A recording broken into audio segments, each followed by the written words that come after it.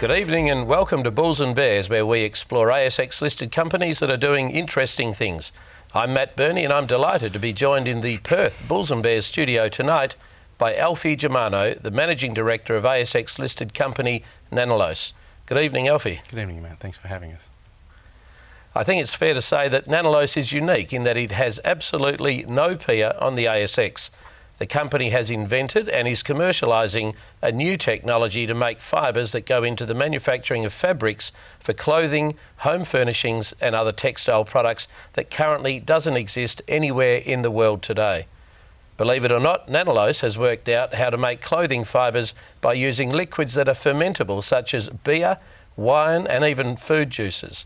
The company made headlines recently when they produced a cocktail dress made completely from fermented beer that was subsequently dubbed the beer dress. Well, tonight we get a chance to answer all of those questions about Nanollose, including who, what, how and why when it comes to this unique and potentially lucrative technology. So Alfie, firstly, tell me, why would you want to make clothing from fermented beer? What's wrong with the current process of making clothing?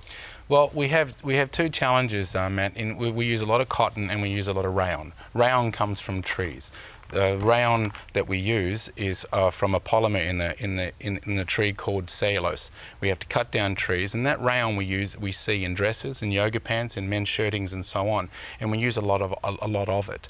And there's a lot of environmental challenges around procuring that. And why we're using fermented beer and liquid waste, because there's a lot of waste streams that we can go after and can make the same cellulose and rayon from. Well, tell me about that. So how do you make clothing from fermented alcohol?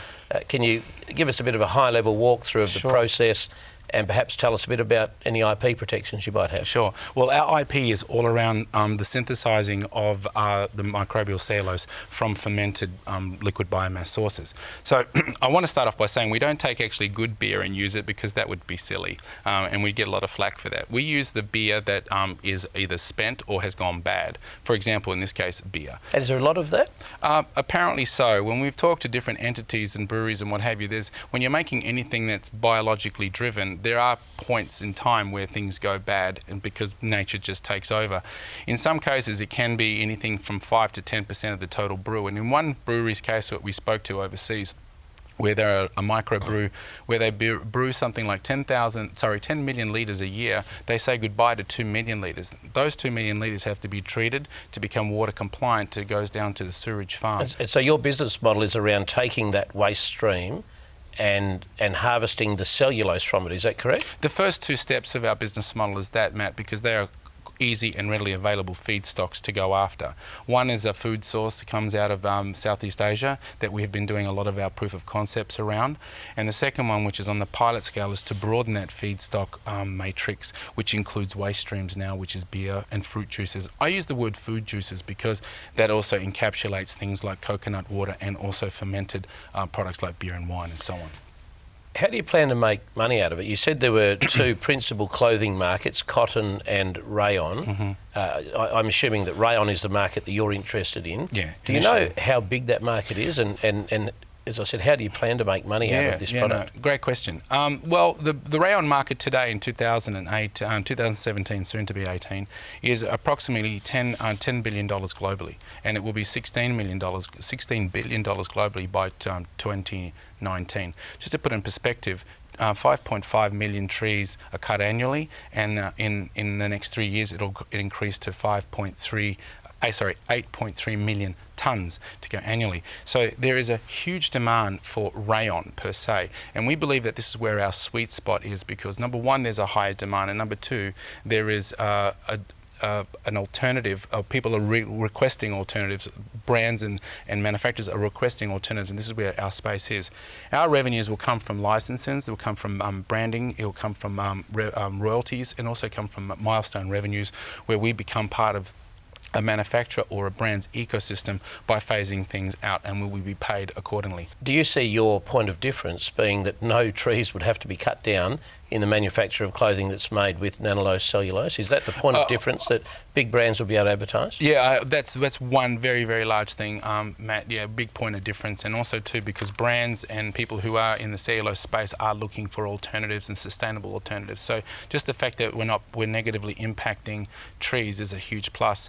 The second part is, technically speaking, we believe that our fibres will be on par or even better than the current norm because of the nanostructures that they come in. We can't make those claims now. That'll be in a second phase, whereby when we're going into a bigger scale, that we're able to refine and keep refining.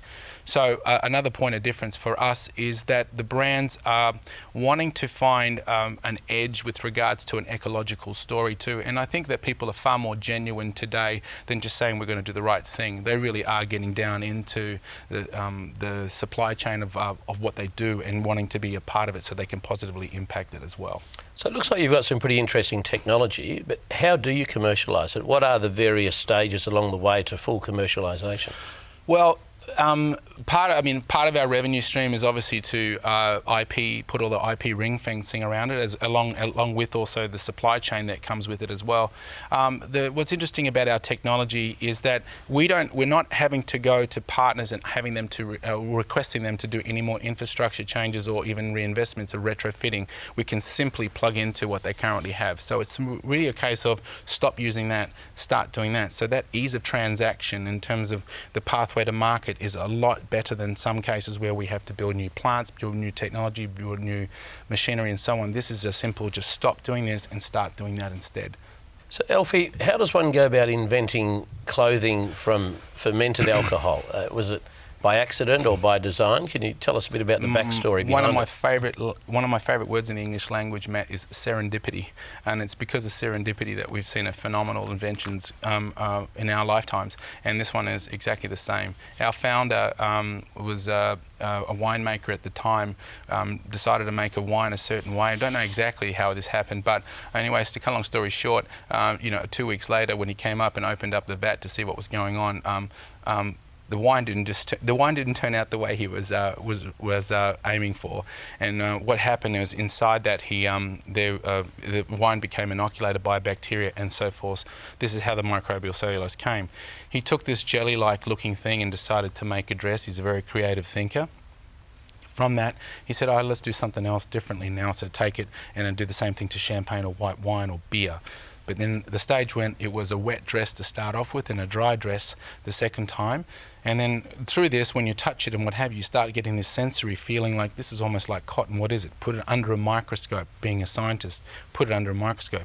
Started to see that the structures in this microbial cellulose is the same structure that you see in regular cellulose, and that's when the mind spark started. This could go somewhere. So we've gone from Gen 1 to Gen 2, and now we're embarking on Gen 3, where we're actually taking it and industrializing it into fibres so that it can go straight into the current norm. Fascinating. I wish you all the best. Alfie Germano from Nanollose, thanks very much for joining me in the Perth Bulls and Bears studio tonight. Thank you, Matt. Thanks for having us. If you'd like to learn more about Nanollose, their stock code is NC6 and their share price is trading at between 17 and 18 cents a share right now. I'm Matt Birney and you've been watching Bulls and Bears in our Perth studio. For more small cap stories, go to the Bulls and Bears section of the West Australian newspaper website at thewest.com.au and click the Business tab, followed by the Public Companies tab. You may also like to follow us on Facebook, Twitter or LinkedIn. Good night.